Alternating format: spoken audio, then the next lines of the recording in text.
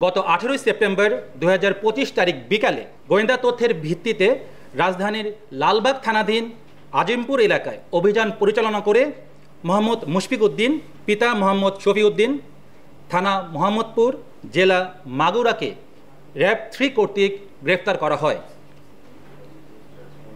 গ্রেফতারের সময় আসামির হেফাজত হতে একটি রিভলভার, একটি ম্যাগাজিন, .22 বোরের 155 রাউন্ড অ্যামুনেশন, একটি কাঠের পিস্তলের গ্রিপ, একটি 7.62 মিলিমিটার মিসফায়ার গুলি, একটি শটগানের খালি কার্তুজ, দুটি অবিকল মানুষের মুখাঙ্কিত মুখোশ এবং দুটি মোবাইল ফোন উদ্ধার করা হয়।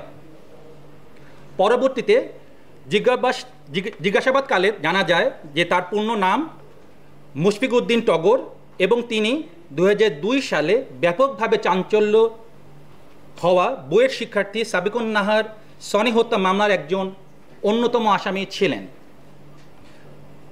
প্রাথমিক জিজ্ঞাসাবাদে ধৃত আসামির নিকট থেকে চাঞ্চল্যকর অনেক তথ্য আমরা পাই।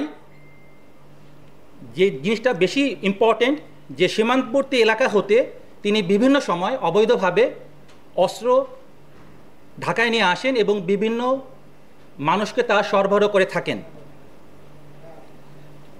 এবং আমরা যেটা আপনাদেরকে বলতে চাই যে তার দেওয়া তথ্য অনুযায়ী আমাদের এই কার্যক্রম চলমান থাকবে এবং আমরা অস্ত্র উদ্ধারে যে কাজগুলো আমরা পূর্বেও করেছিলাম এই ধারাবাহিকতা আমরা বজায় রাখার চেষ্টা করব। ধৃত আসামির বিরুদ্ধে আমরা লালবাগ থানায় একটি অস্ত্র মামলা রুজু করার বিষয়টি বর্তমানে প্রক্রিয়াধীন রয়েছে।